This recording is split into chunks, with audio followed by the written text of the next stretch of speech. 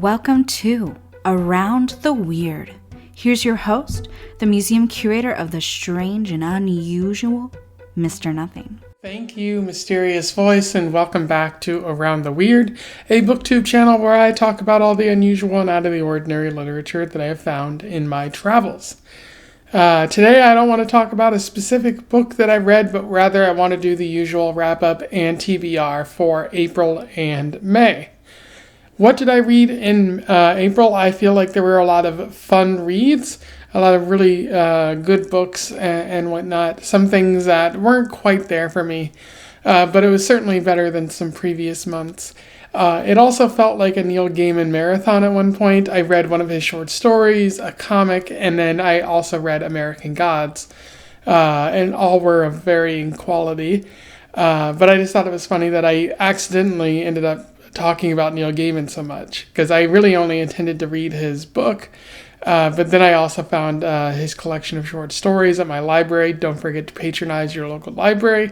And I also ended up reading the Books of Magic, which I kind of found at random. And I had actually been looking for it because I had heard that it was a high quality graphic novel and that it kind of stole J.K. Rowling's thunder at one point. Again, and I think the similarities are kind of there, but also it is a completely different type of story, so not so much alike. And in addition to all of that, I find myself coming up on a 3 or 4 year reflection. I started this in May of 2020 at the behest, at the sort of insistence of my friend Lucas from Strike the Sun MD. He was talking about books at the time, and he's since moved on to doing other interesting and zany things with movies, which we talk about, as well as other things. And I consider this a pretty good investment of my time. It certainly made me more interested in reading again, which I hadn't really been doing at the start of 2020. And then I've also read a lot of diverse books. Like I'm seeking out a lot of stuff that I normally wouldn't read. The whole reason I'm reading manga is because of this channel. And I started reading graphic novels and comic books because of this channel. And I've read a lot of high quality ones, some that weren't so great and some that were middle of the road. But for the most part, I am richer for the experience. And so I really enjoyed, coming here, talking about books, maybe hearing from you out there. Not everyone comments on my videos, and some are not even viewed, especially those that that might be really niche or that I find at my library. Like it might be the case that no one's ever really read it or no one really cares about that book. So they're not going to click on a video. But I still think it's worth talking about especially for some books. And as time has gone on, I've certainly narrowed my focus down and talked only about certain stuff. Because at the beginning I was talking about everything, and over time I've stopped doing that, and it's definitely fair. I feel like if I talk about everything, it kind of waters down the things that I think are good. And so really I'm only talking about the things that are super amazing, maybe things that are kind of popular, and also things that are really bad, but are worth discussing why they are bad. So some very good things happening because of this channel, and I look forward to another great year and some further time, basically until they turn off the internet for whatever reason. I highly doubt that they're going to do that. And then I also have an announcement as it relates to book club, but I will talk about that when we get to the TBR. So without further ado, let's do the wrap up followed by the TBR, and we will move on from there. So in terms of the wrap up, what did I read in the month of April? In terms of books, I read Bunnicula by Deborah Howe and her husband. I thought it was meh. Even for a young adult story, there wasn't a lot there. I felt it could have done more with its premise of a vampiric bunny, of a new pet being introduced that isn't what it seems, and it just seems like the story kind of meandered for the 100 or so pages. Definitely if you're in high school or middle school or whatever, there's probably stuff that's horror themed that might be more worth your time. A greater intro for your children too, or if you're somehow reading this while in high school. It wasn't quite so fun. And then I also read The Sunhawk, which was a Horizon Zero Dawn story. I thought it was fun, not too much complexity to it, but it was still fun. If you're someone who is interested in the Horizon Zero Dawn series, then I recommend looking into the comic books that they made around the sort of outside of that story there. I also read Hamlet by William Shakespeare, which was amazing. I had never read the entire story from beginning to end, only bits and pieces, and I thought it was amazing. Shakespeare has a lot to say about vengeance and, teenagers filled with grief slowly going insane. I just really liked Hamlet's sort of characterization, and there initially being no proof that like someone had killed his father, so he just relies on what seems to be a hallucination or a sort of goblin spirit telling him to do bad things. But although it does later say that the uncle did do it, but you can interpret that as just sort of an aberration of writing. I think it's much better if you don't know that the uncle actually killed Hamlet's father, because then again, it is this crazed young adult who's so filled with grief that he just doesn't know how to deal with it, and no one's really helping him deal with it. And I think that's kind of what Shakespeare was going for there. And then I also read But A Backstory by Heather Radke, which I thought was also great. Just a very fascinating exploration of the human perception of the butt, the history of it, and the social perception of it, how society has viewed black women's bodies as very negative, but when a white woman has a big butt, we view them as like an icon or something like that, worthy of attention, and that's something that black women never really get. They only stand to get hate and more racism thrown their way, and they're often seen as sort of glorifying unhealthy bodies or something like that.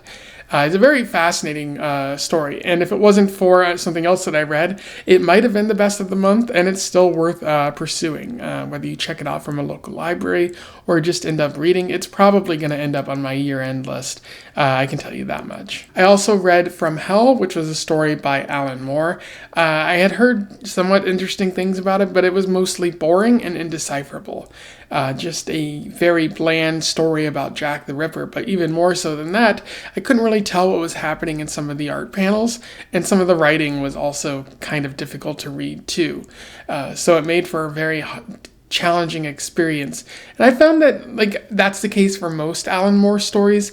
Besides V for Vendetta and Watchmen, most of the other things that he's written haven't really been to my liking, and that's more on me than anything else, because I'm sure other people must love them, but he is very much like an acquired taste.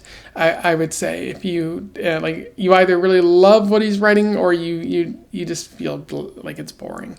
I felt the same way about The League of Extraordinary Gentlemen.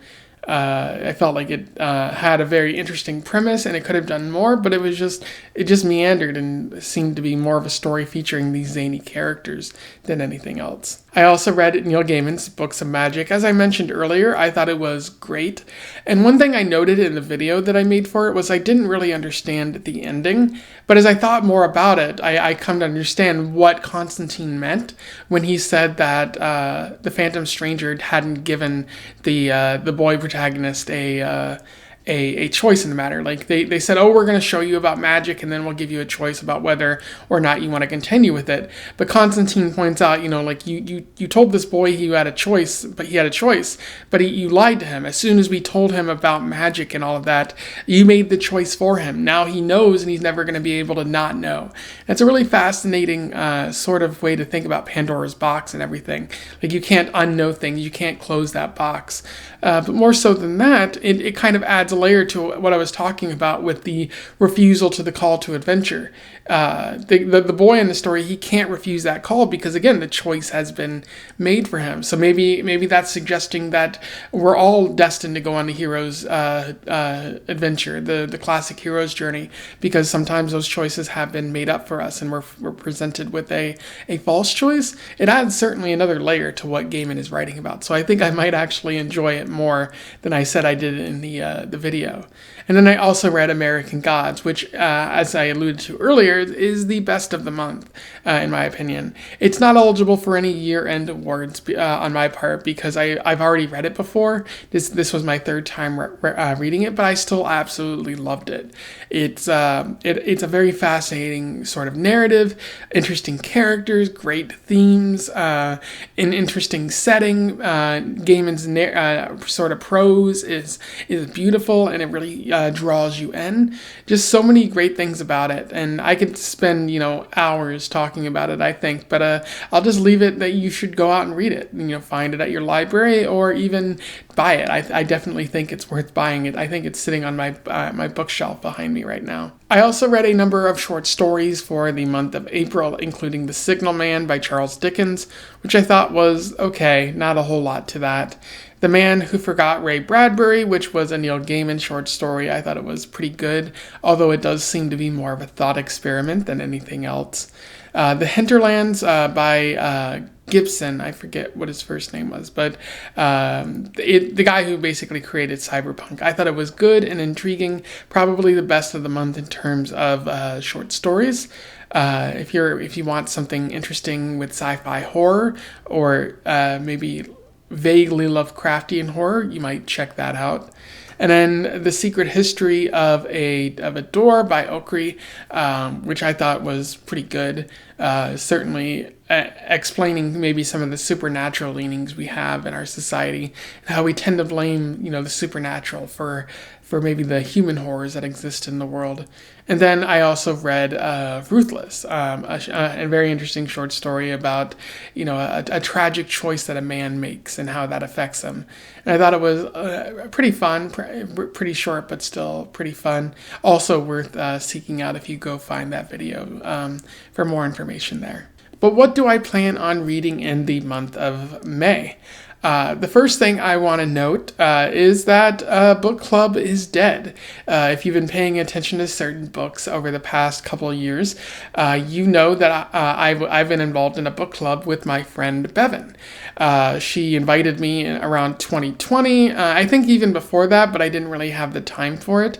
And I remember the first time I joined, we talked about the book White Negroes, which I thought was extremely fascinating and really good, and I think it's the reason why I continued with it. And over the course of time, we've read other high-quality books, including Children of the Land, what else? Indian Horse, probably one of my favorites. Beautiful Country, an amazing book, probably a highlight of my channel here as well, and a number of other extremely good books as well. And some that weren't so great, especially Firekeeper's Daughter, which I didn't enjoy. Unfortunately, we reached a point where Bevan no longer has the time. She's moving to India, which isn't really doxing or anything like that because India is full of lots of people. Maybe it might be hard to find her. But yeah, she's moving there. I wish her the best of luck, and I'm really happy to have participated in book club with her, even if at times it was just the two of us. Through this book club, I found so many fascinating and really eye-opening books, as well as just books that made me richer as a whole, and books that helped me sort of find myself and as a reader and as a human being in general. So it is unfortunate that book club is dead, but the good news is that in the process of moving, Bevan found herself with a lot of books that she just couldn't find time for. So, or she couldn't really afford to take them all to India with her. It just wasn't logistical. And so she sent me a whole bunch of those books that I asked for. Although some she was like, I'm not going to give you this one, I want it, which I felt was deeply unfair, but that's another story entirely. But yeah, I'll be reading those over the next several months and making a note whenever I come across a Bevan book. Hopefully these are every bit as good as book club. Some of them seem interesting in that they might have been used for book club at some point, but Bevan just didn't because she was focusing on other stories. So yeah, that is unfortunate. But I've gone on long enough about that, and I hope everyone say farewell to Bevan in the comments. Although she'll still be around because the internet exists now. But in the meantime, let's talk about the books that I intend to read for the month of May. I plan to get to The Absolutely True Diary of a Part-Time Indian by Sherman Alexie, which I said I was going to read this month in April, but unfortunately American Gods took some time. Also, Happy by Grant Morrison. It's a graphic novel that was later adapted into a TV series. I've had mixed success with Grant Morrison. There's some things I like about them, but others, their writing leaves a lot to be desired and seems more flashy than anything else. But maybe this one will be pretty good. Also, A Crack in the Line, which actually I had just finished near the end of April, but I'm going to say I read it for May anyways. It was not good, and I don't have great things to say about it, so I'm not going to make a video about it. It was bad in a boring kind of way, not bad in an exciting kind of way, like other stories that I might have talked about on this channel. And then right now I'm in the process of reading Jamila Green, Ruins Everything. Don't have much to say about it at the moment. And then I want to get to Man and Superman, which is part of my 2024 TBR. It's by George Bernard Shaw. I'm really only reading it because it has a fascinating kind of title. Would love to know more about that. And then Berserk Volume 8 or 9, wherever I'm currently at. And then, of course, the Bevan books that I mentioned earlier. Those are on the agenda too. As for short stories, I have some planned that are by Mark Twain. I'm going to be revisiting him. I've only read one Mark Twain short story for this channel before, but I have another one. And then, of course, Edgar Allan Poe, who I always talk about, and it's time to revisit some of his works as well. And then I have a number of poems planned, but we are nearing the point where I do the Period of Pride, which is near the end of May, and continues until the end of July. I know I don't want to do a simple, June LGBT thing like so many corporations do. I want to show that it's necessary to talk about LGBT folks for a lot longer, even outside of this Period of Pride, which I do. I talk about some of those LGBT writers scattered throughout the year. But this is a period where I want to specifically focus on them, their stories, and what they have to say with poetry. It's been quite fun these past 2 years that I've done it, and I'm looking forward to, talking more about LGBT poets this year. So that should be quite fun. Anyway, that is my wrap up for the month of April and my TBR for the month of May. What do you think? Do you have anything to comment about what I read, or do you have any suggestions for me for the month of May or going forward? Would love to hear from you. It's always good to get recommendations. Otherwise, don't forget to like, share, and subscribe so that more people can find out about this channel or some of the books that I've been reading or anything like that. Also, join the Discord if you want to have further conversations about such things. And until then, I wish you the best of luck in your weird and May-related travels. Farewell.